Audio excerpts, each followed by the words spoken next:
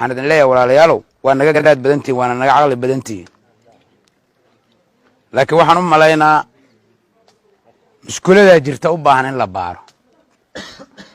bahasha qabyaalad la yiraahdo hadii caana lagu maalaay oo wax lagu gaaraay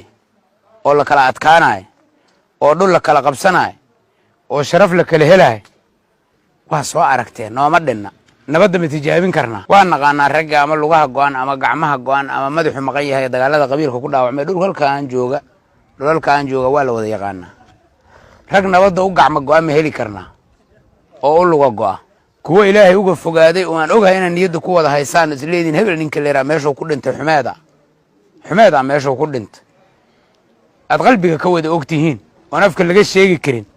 ma ku bedeli karnaa kuwa aan dhahno hebel ninka leeraa meeshuu ku dhintay wanaagsaneeda oo fiicneeda ma ku bedeli karnaa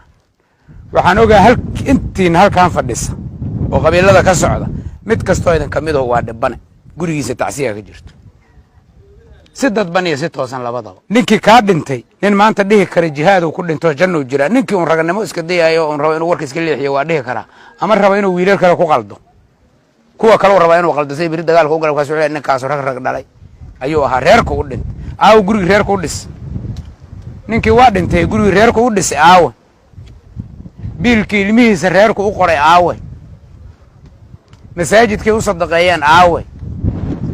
sharaftii amaantii uu yeeshay walaalayaal waxaan ku noolnahay camal shaydaan oo been lagu qurxiyay quracdaas maran oo wax joogala iyo wax daaqa iyo wax dega ayaad isku haysataan waa nugu yariyihiin kii horena waa bannaanya tacsiyaad ku wada jirtaan guryihiinni adduunsan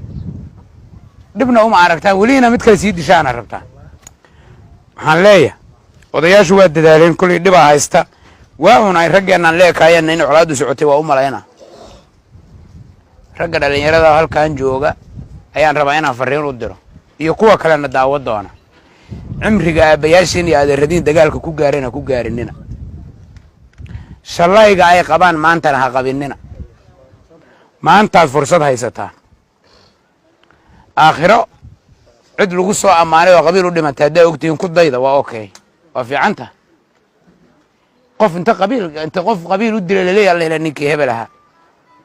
jannadii meel fiican inta ayad loo helo shaqo ayad kor saari karo waa fiican tahay wada hawsha niman guriga ku helay oo ku tacbaday oo ku xoolaystay oo ilmahoodii wax ku barteen hadda aragteen wada hadday bedelkeeda toy qoomama tahay oo hooyadii wiilkeeda dhintay ooynayso oo adiga walaalkaa waayo ooynaysid oo midka cuuriyaanka u shalaysan yahay maxaa jidkan ugu socotaa waxaan rabnaa bini aadam noolaan nahay caqliga iyo dareenka inuu noo hogaamiyo ummadda ilaahay wuxuu garashada u siiyay inay go'aan ku gaarto waxaan aaminsanahay marka qabiilinta isku yimaado uu ku tashado aan reer hebel ku duulno waxay ku ballameen aan caqliga iska qaadno aan been isku sheegnay ku heshiiyeen walaalayaalow caadifadda waa fahmaynaa hal maalin ma baxayso beenta waa fahmaynaa hal maalin ma baxayso shaydaanka laftigiisu markuu kugu bato oo guri kaa dhisto ilaahay waa dhici kartaa inuu iimaanka hal mar kuu soo dejiyo laakiin tartiibay u badan tahay bal horta meeshii aan galabta geedkaan intaanan imaan joogna meel ka duwan annagoo joogna caawa meeshaan aan ka tagno waxaan idiin sheegayaa oo ilaahay igu ogyahay labada dhinacba waa la socdaa waxaad isku haysataan been waa propaganda